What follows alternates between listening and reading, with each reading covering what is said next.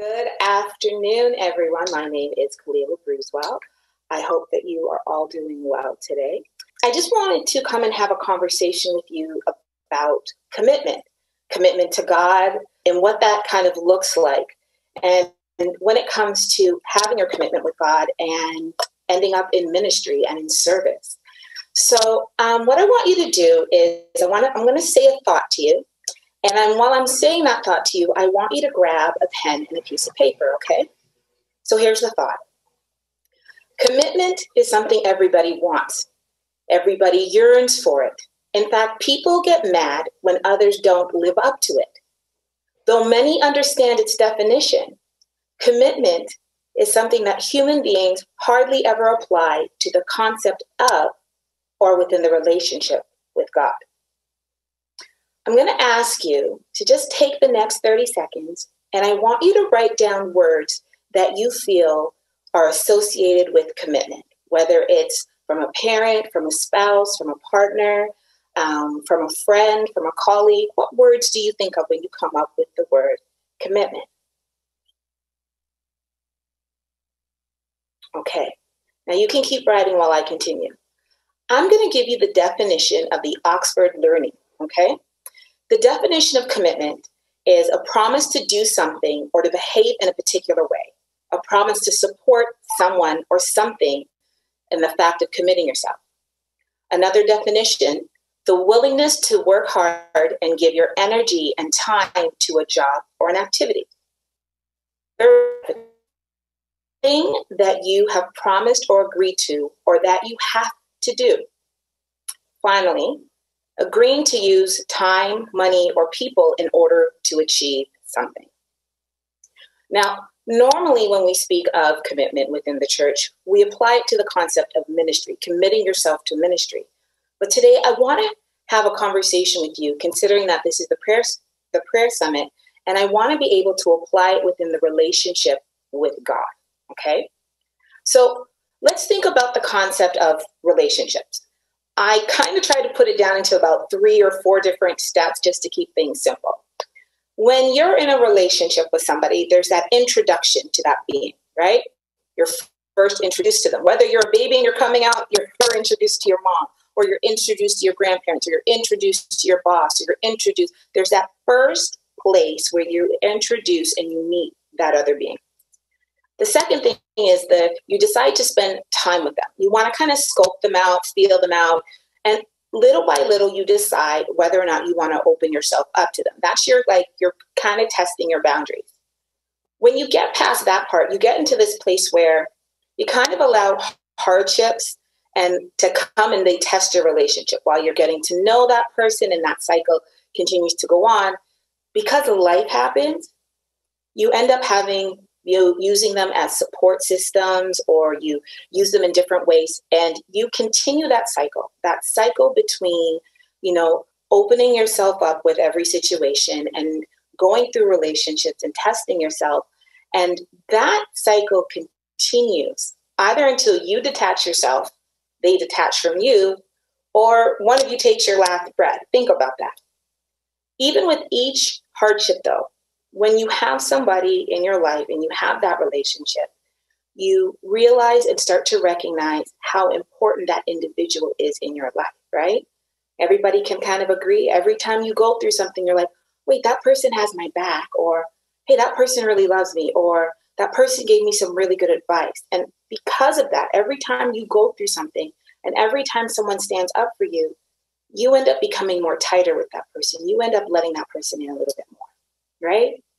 Finally, you get to that place where because they've shown you what they've gone through, because of the hardships, you kind of get to this place where you want this commitment to them, and you place a label on that person. You'll say something like, this is my best friend. This is my boyfriend. This is my girlfriend. This is my spouse. This is my better half. We even place labels on things like, this is my doctor, my accountant, my lawyer, my pastor, right? We all know what it's like. We've made that commitment, so both consciously and unconsciously, we decide that we're going to have that being around us, right? And you'll stand up for them. You'll advocate for them. You'll go to bat for them. Some will say that, I like to say, you'll ride to die for them. You'll go into a place because what have you gone through has built your relationship, and you're decided, I'm going to hold on to this person. Now, when it comes to me in my life, I wasn't in a place where when I was introduced to God, I don't even remember when I had my first initiation with him or first introduction to him, because I just remember growing up in a Catholic church and going to a Catholic school. But I knew about him. I would actually not say that I was introduced to him, but I kind of knew about him. It wasn't until I was older, in my 21 years and my 21s and things like that, that I got to a place where, because I was longing for something better in my life because of all the things that I had been through, I decided that I wanted to get to know who this being was, who this God is. And we know what that's like. We will hear from the grapevine something about somebody, a colleague, or Stacy's great, or this pastor's great, or this person in this church is great, or we hear something positive, and we hear so many positive things that we're like, I gotta meet this person, right? And that's where I was. And then I got to this place where I wasn't really scoping them out. It wasn't until about 2007 that I decided to give my life to God, or just before that.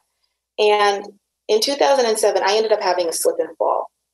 And this was that place where I took my new phase with God up to a new place where I started to really let him in. I was like, I heard about all these things about you, but let me really test you out, right? I can't pay for my rent because I had a slip and fall and I don't have enough money, and I can't take care of my own groceries, or I can't take care of my own laundry. And God came in and he did this thing where he started to show me who he was in my life. And because of who he showed me who was in my life, as I went through more and more hardships, we got closer. We got to know each other. I got to understand his character. I got to understand all of the things, or I'm still even learning, which is one of the great things about having a relationship with somebody. You always learn something more. It doesn't even matter if you're married or your kids. There's always something that they're surprising you with. And so I finally got to this place where, because of my slip in 2007, I actually started my life as a testimony platform. And then fast forward, I was getting to know him. I was in and out of the door. And then I made a commitment to him in 2016, after a lot of the things that we had gone through. And I said, my life is yours. After everything that I've seen and everything that you've done for me, my life is yours. And because of that, I call him things like he's my daddy, because he takes care of me because I have a dysfunctional family. But I call him my lawyer because he's gotten me out of trouble. But I called him my protector because when there was a bear crossing by my camp, it didn't touch me. I call him my friend because when I'm lonely, he'll send something to cheer me up. I call him all of these different things, and I've made this commitment to him, which is why I can stand in front of you right now, because I've gone through this phase with God. And so what I really wanted to do is, because of where I've gone with this, with God, and because I see how much he loves me, my commitment to him and ministering for him, about preaching for him, about just letting people know about his love is where I'm at. And so I kind of just want to give you a few little steps for yourself. Maybe you can apply it, maybe you can't, but I just figured I'd share. That's what I've been asked to do. And this can help, I hope can help you, or help you give information to someone else. So we've talked about what a ghosted relationship, but now let's apply it to our relationship with God, right? The first step, we were talking about that introduction. Well, I'm going to assume that everybody kind of has been introduced to him because we're all here on a church line at a prayer summit. But then there's that next part where it's like, are you spending time with God? Are you speaking to him? Are you scoping him out and letting him in? And I'm not just talking about the devotional time or your Bible time. And I'm not just talking about when you're old, a victim of life, Lord, help me. I'm talking about outside of your designated prayer time. Because prayer, when you think about it in its purest form, is you talking and communicating with God, which means you can do that at any time. How many times do you talk to your partner, your spouse, your parents, your sibling, or your best friend in a day? Do you talk to God in that frequently as well? And if not, what's holding you back? How many times do you plan and dedicate specific times to spend with your spouse or your your other half or your friend, and you're like, we're going to the movies and we're doing something. When you plan that time, is your phone on? How frequently do you allow interruptions to come in that special time between the two of you? Do you hold on and respect that relationship with God in the same way? Do you invite him out to the movies with you? Do you say, come and have dinner with me? Do you talk to him? Because you can just say, thank you, God, when he saved you from something, or, when you're feeling kind of down, because even when you're with your friend, you'll be like, I'm sad right now, right? You can say that to the Lord. You can say that to your daddy and your friend. Are you opening yourself up and letting God into your everyday life? Do you speak to him about your fears and your dreams and your wants and your desires? Do you call on him when you're scared and need support, like you would if you called your parent when you're a child, or when you call your best friend, or just even a colleague when you're in trouble? Do you take them on dates and let them participate in your interests, like you would if you were interested in someone as a life partner? See, what most people don't even appreciate about God or understand about God is the fact that in him being your creator, he already knows what your interests are. Therefore, you don't have to wonder if he'll like the things about you, but just wants to be appreciated and included in them, as he was the one that placed those interests in you. You're going to go through your hardships and your tribulations, and you're going to be tested with your relationship. When you go through those hardships in those next phase with him, are you going to just blame him for your hardships and your pain and then distance yourself or walk away from him like you've done to other human beings because it's too hard and I'm just going to walk away from you? Or when the seasons come, when things happen and everyone's going through that cycle over and over again, do you run to him as a father for shelter? How many times have you scraped your knee and you go, Daddy, hold me, right? The same way that you would run to your parents when you need that mending. Are your arms open as though, when a spouse comes to you, or when you want a spouse to like care for you because you've had a rough day, or you have your boyfriend or your partner and you've had a rough day, do you go to that place with him? These are the things that help you build your relationship, that help you get your commitment to God, that helps you to get to that place where you're like, I'm never going to leave you because I understand who you are. You trust your mom, you trust your dad, you trust your best friend. You're committed to them. We're talking about having this commitment and placing a label on God and on your relationship. We wait anxiously to have someone say to us that they're our boyfriend and our girlfriend. We plan years on having our big wedding day to place a ring on someone's finger and tell the whole world that I will spend my life with you. What have you done? And what acts are you taking to say that God is yours? That he's my daddy, he's my king, he's my protector, he's my provider, he's my lawyer, he's my doctor, he's my nutritionist, he's my chiropractor. And not because you've read all of these things in the Bible or because someone else has said it, but because you recognize that this is who he is and he's been in your life. I believe that part of the reason we have problems when we're talking about commitment in serving within the church or getting involved in ministry outside of the church walls is because we don't have a commitment to God.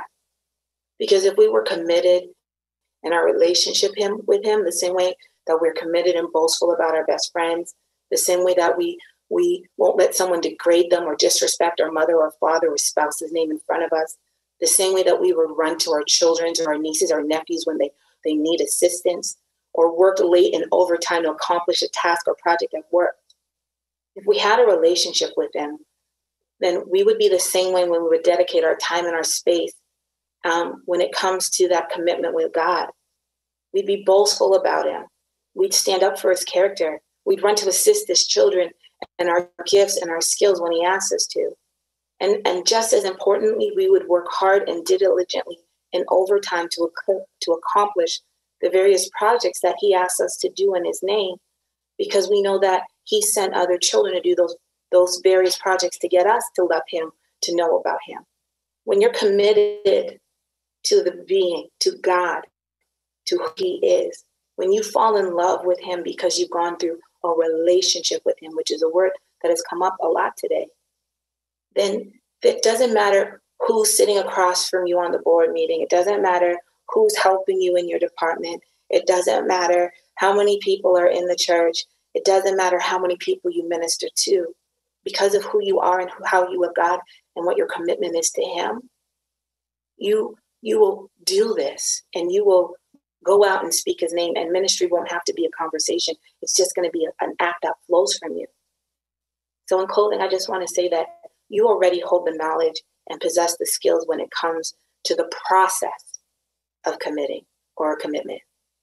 Now it's just time to apply them with your relationship to God. So my name is Khalilah Bruswell, and my life is a testimony. I hope that you know that yours is too. Bye.